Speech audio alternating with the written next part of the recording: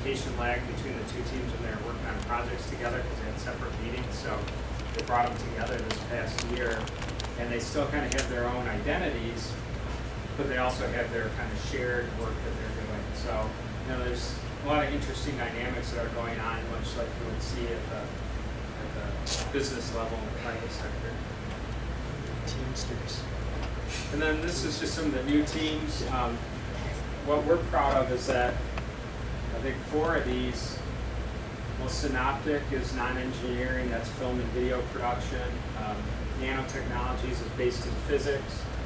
The Forestry and Environmental Resource, the firm, that's based in the School of Forestry. So we can say with confidence now that this program is really spread across all the 5 schools or colleges across our institution, which that was kind of our goal from day one, was we want this open to all students. It was an engineering, it was an NSF program that was aimed at engineering education reform. So, you know, it makes sense that a lot of the concentration of student participation was out of engineering, but now we're seeing it really kind of permeate across the campus. What percentage of these programs have products or services that they're actually marketing? All of them or some? Not all of them. I mean, because, you know, I would say 10% of them are competition teams, so they're kind of pursuing a competition. They're not really trying to patent anything. They may want to publish a paper, so they get a trophy, but they're not necessarily doing breakthrough R&D that they're going on trying to sell. Have you found any way in super mileage to actually create better mileage in regular cars?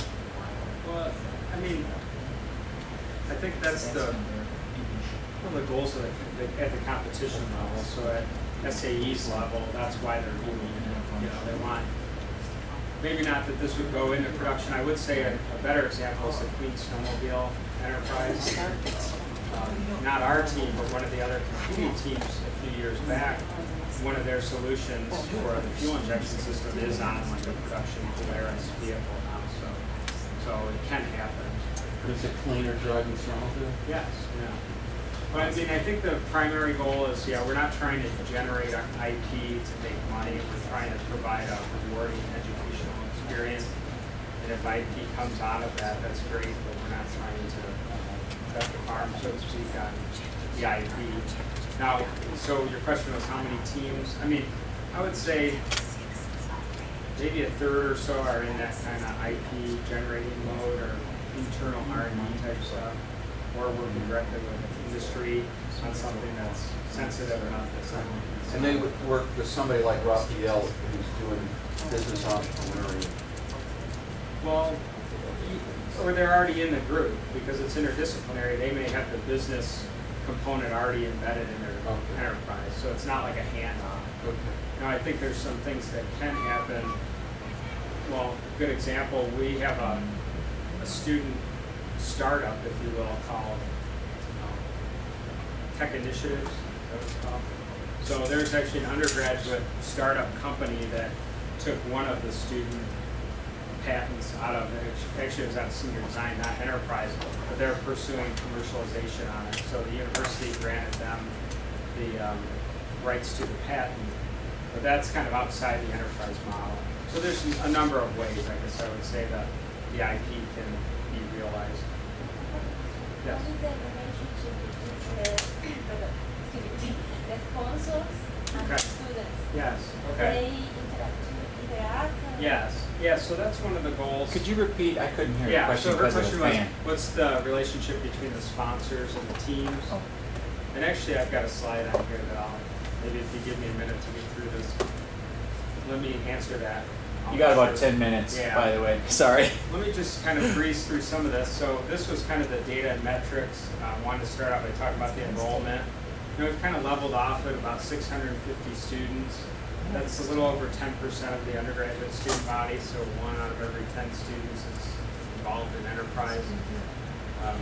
You know, the number of teams has risen recently, but I think what we're seeing is the teams are kind of right-sizing, so you don't have a lot of these bigger teams. You have some smaller focused teams, and maybe a few large teams, but again, we don't really put a whole lot of requirement on what the size of the team needs to be. The advisor and the team can figure that out. You know, as far as minors and concentrations, this is some data at least gone through the 07-08 academic year. So, you know, one of the things I see is, and I don't know a whole lot about this data, Mary would know more if you had specific questions, but, you know, a lot of students don't pursue the full minor as a concentration. I think a lot of the engineering majors pursue just the senior design equivalent, which is typically 6 or 7 credits in the program, mostly the project work. But, you know, we are collecting this data to see, okay, well, what level of participation are students actually achieving.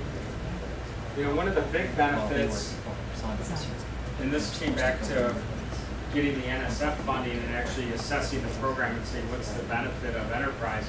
We saw that retention rates for first time in any college, retention rates at second and third year were statistically significant for enterprise versus non-enterprise students. So the whole idea that this program has some positive metrics associated with it was important for us to be able to demonstrate, you know, with the data.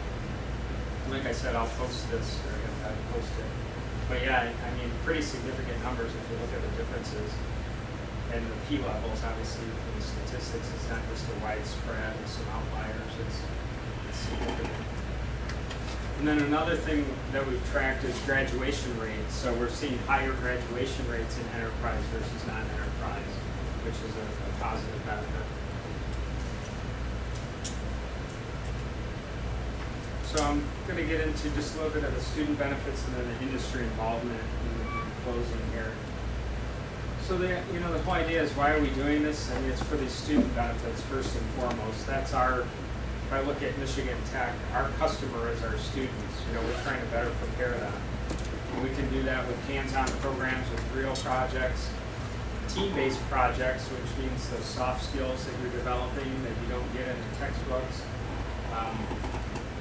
Alluding to the relationship with the sponsor, so you get not only mentorship from that sponsor that's involved, you know, they're a professional in industry that's kind of showing you how engineers and, you know, professionals work in the real world, but also they can act as a client. So many of our teams have projects that the industry sponsor defines and says, here's a problem we're facing, you know, it's an open-ended solution. You know, they may have tried different things, but a lot of times they tap into students because they're not constrained by their industry experience because they don't have it.